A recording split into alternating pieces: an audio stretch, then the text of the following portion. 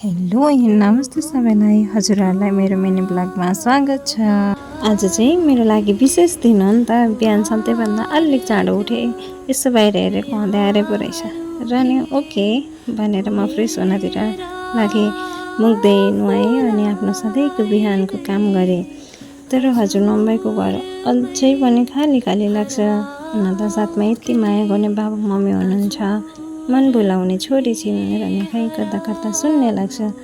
हजुर विदेशमा हाम्रो राम्रो भविष्यका लागि सङ्घर्ष गरिरहनु भएको छ अनि म हरेक दिन हजुरको सम्झनामा हजुर फर्किने दिन गन्दै बसेकी छु। फोनको केही मिनटको कुराकानीले नि दिनभरको थकान हटाइदिन्छ, तर फोन काटेपछि फेरि उही शून्यता।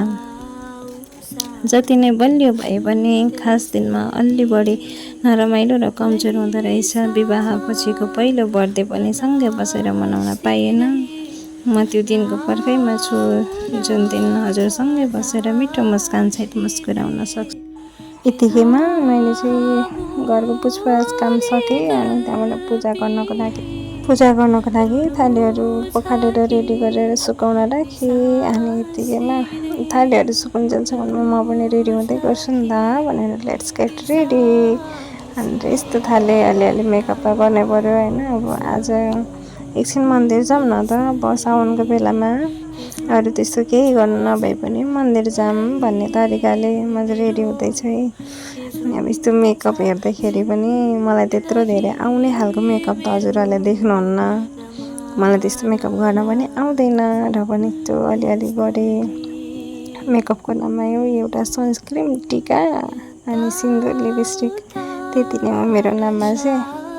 अनि गरेँ अलिअलि यस्तो पोतपात गरेँ अनि म भएँ यतिको रेडी। अनि मेकअप गर्दैमा पनि म यत्तिकै मेरो मोटुलाई मिस गरिरहेको छु होइन। हजुरले मलाई मेसेज गरिरहनु भएको थियो, भिडियो बनाइसकेर रिप्लाई गर्छु ल म तपाईँको मेसेजको, पर्खिनु है बुढो।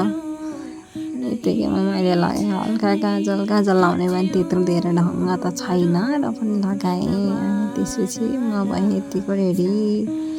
अब यति रेडी भइसकेपछि त फेरि म्यारिडको लागि त सिन्दुर नलगाए त कस्तो कम्प्लिट नै देखिँदो रहेछ क्या। अनि सिन्दुर लगाएँ, पुत लगाएँ, म भएँ रेडी। अनि त्यसपछि मैले गरेँ पूजा, घरमै पूजा गरेँ। अनि त्यसपछि मात्रै मन्दिर जाने भनेर यस्तो क्यामेरामा यताउता हल्लिएँ अनि म भएँ यतिको।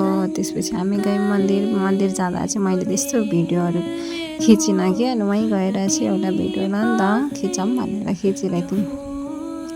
अनि पूजासुजा गऱ्यौँ अनि त्यसपछि हामीले अलिअलि फोटो खिच्यौँ अनि घर फर्क्यौँ। यतिमा अनि सबैजना तिनैजना घर आयौँ। अनि छोरीले चाहिँ मलाई बर्थडे विस गर्दै च्यापी बर्थडे ठुलो मामु भन्दै। एउटी साथी चाहिँ यताउता गर्ने यही हो। अनि यतिकैमा दिनभरिको कामधन्दा गरेर यताउता सक्यो र खानासाना खाएर अनि म चाहिँ खाजासाजा खाएर धन्दा गर्दै थिएँ। एकचोटि सरप्राइज भन्दै लिएर आइन् कान्छीले। सरप्राइज कहिले पठाउनु भएको भनेर मोटुले पठाउनु भएको रहेछ। Thank you so much, I miss you so much मोटो, धेरै मिस गरिरहेछु होइन। अनि अलिकति इमोसन पनि भएँ, तर मम्मीहरूको अगाडि चाहिँ मैले आँसु देखाउँदिनँ भनेर म अलिक स्ट्रङ भएँ। अनि त्यहाँदेखि यतिकैमा केकसेक काट्यौँ। अनि त्यहाँबाट फोटो फ्रेमहरू पनि ल्याइदिनु भएको रहेछ कि हाम्रो बिहेको ठ्याक्क बर्थडेको दिन। कस्तो अनएक्सपेक्टेड सरप्राइज पनि भइरहेको कि। तर मोटुले भन्नु चाहिँ भएको थियो अरे फोटोहरू लगिदिनु भनेर। Thank you so much and thank you all everyone. See you in next video. Bye bye.